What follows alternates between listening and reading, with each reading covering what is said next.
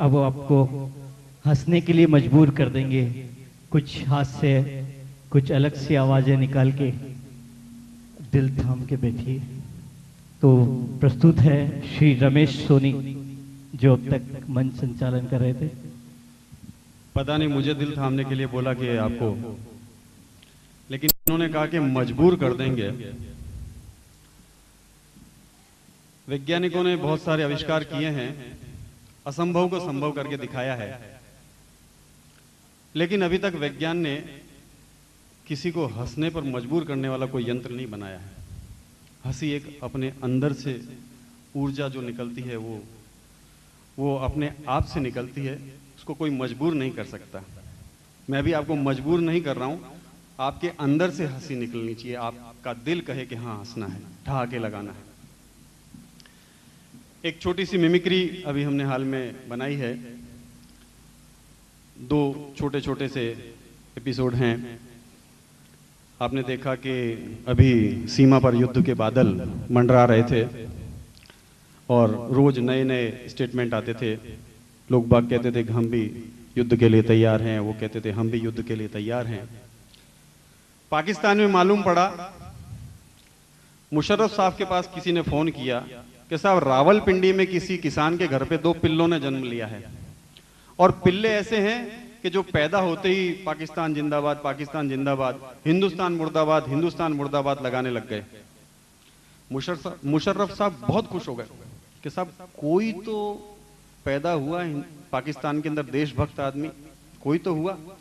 उन्होंने कहा उनको मैसेज कर दो, 8-10 दिन बाद सही वक्त मिलेगा, हम उनसे मिलने जाएंगे, उनका सम्मान करेंगे।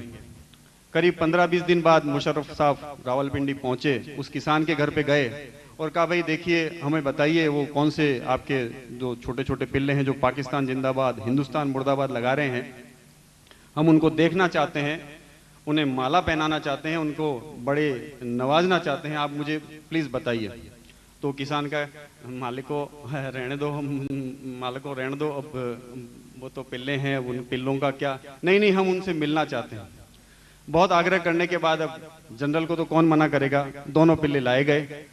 पिल्लों ने लाते ही मुशर्रफ साहब की तरफ देखते हुए बोले, हिंदुस्तान जिंदाबाद, हिंदुस्तान जिंदाबाद, पाकिस्तान मुर्दाबाद, पाकिस्तान मुर्दाबाद। मुशर्रफ साहब बड़े भयानक गुस्से में आ गए कि हमको तो कुछ और खबर दी गई थी, ये बोलते थे कि पाकिस्तान जिंदाबाद, हिंदुस्तान मुर्दाबाद। हुजूर क्या करें, तब तो पिल्ले थे, अब इनकी आंखें खुल गई है।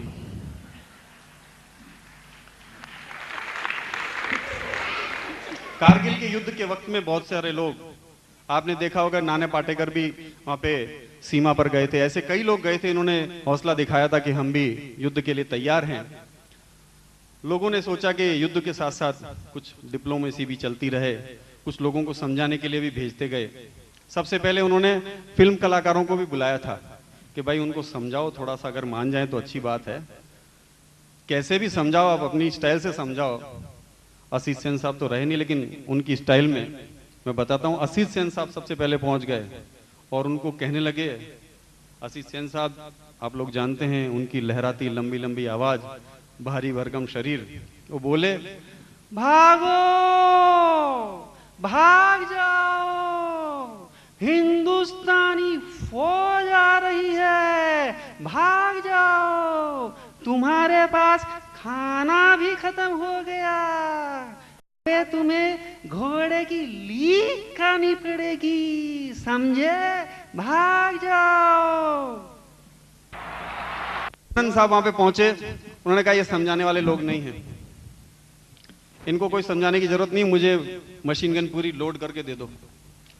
खुलेआम बिल्कुल बिना किसी शेल्टर के उन्होंने मशीन गन खोल दी और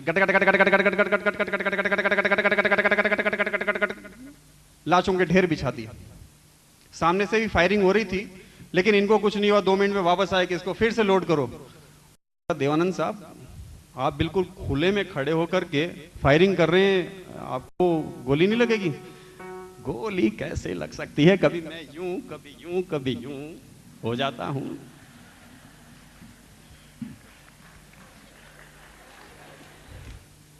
वाजपेयी जी ने भी इसके बारे में कुछ बोला, सारी दुनिया के सामने बोला।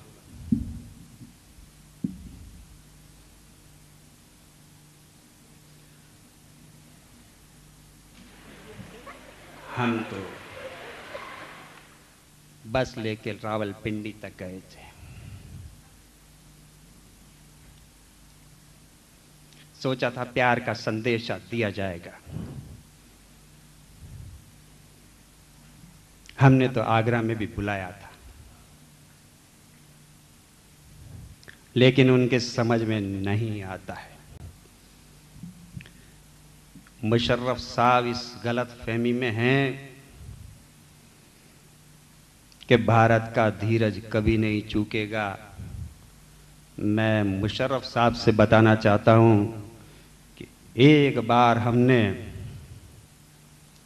मारना शुरू किया तो अमेरिका का बाप भी तुमको बचा नहीं सकेगा।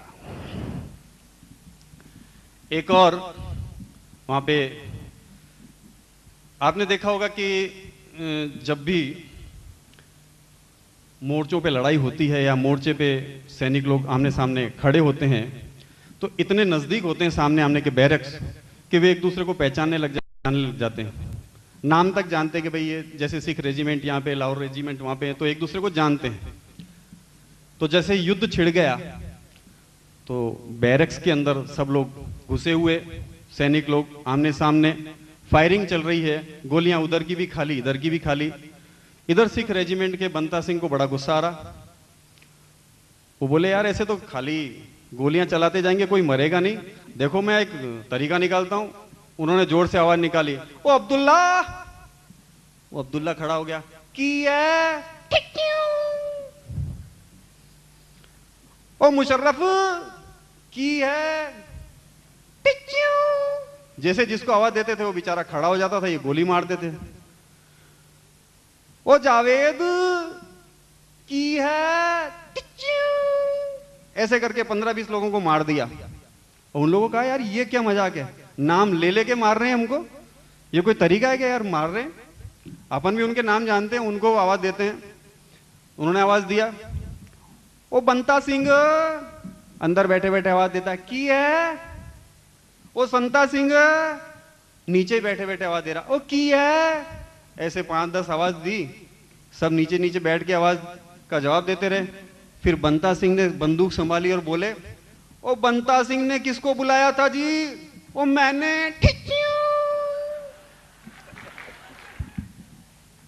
एक छोटी सी मिमिक्री अभी हाल ही में मैंने देखी थी, बहुत बड़े प्रसिद्ध कलाकार की मिमिक्री है। आपने देखा दंगों में इंसान किस तरह से जलते हैं, मकान किस तरह से जलते हैं, लोग बाग किस तरह से जलते हैं।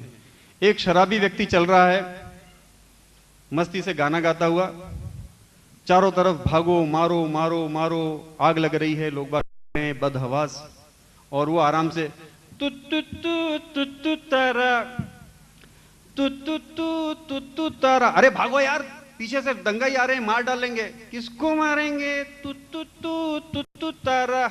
एक आदमी स्कूटर स्टार्ट कर रहा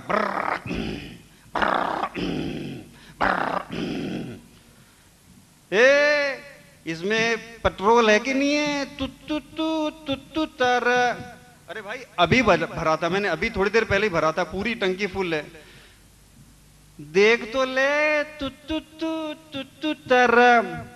उसने ढक्कन खोल के देखा, पेट्रोल नहीं। तुझे कैसे मालूम है? तु तु तु तु तु तारा। ये मकान ऐसे ही जलते हैं क्या? तु तु तु तु तु तारा। एक मकान में घुस गया, ए माई रोटी दे दे माई।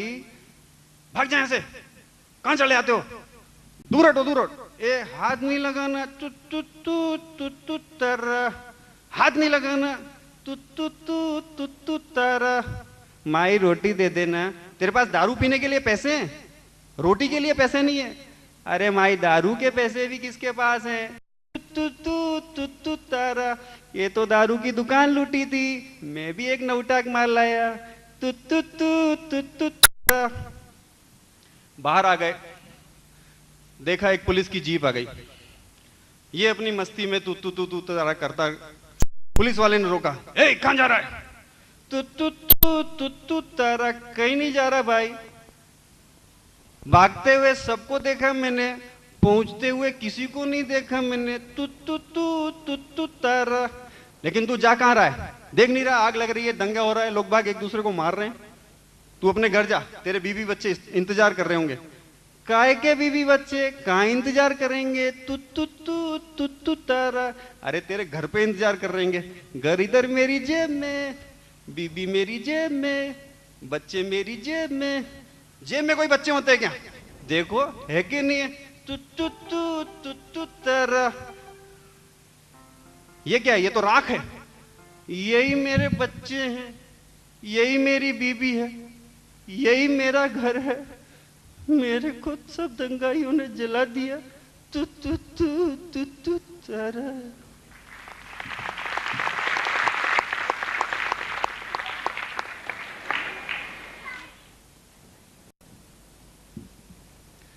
हमने कहा था हम लोग अपने आप को तैयार कर रहे हैं नई पीढ़ी को मंच सौंपने के लिए। आपने देखा एक के बाद एक कलाकार और उनके जूनियर कलाकार इस मंच पर आ रहे हैं। हमें पूरा भरोसा है और ये भरोसा ये नन्हे कलाकार आपको भी दिला रहे हैं कि इनके नन्हे मासूम कंधों पर यंग स्टार्स इसी तरह से यंग रहेगा, जवान रहेगा। दो नन्हे कलाकार, ये शानू डेविड और रोहित डेविड,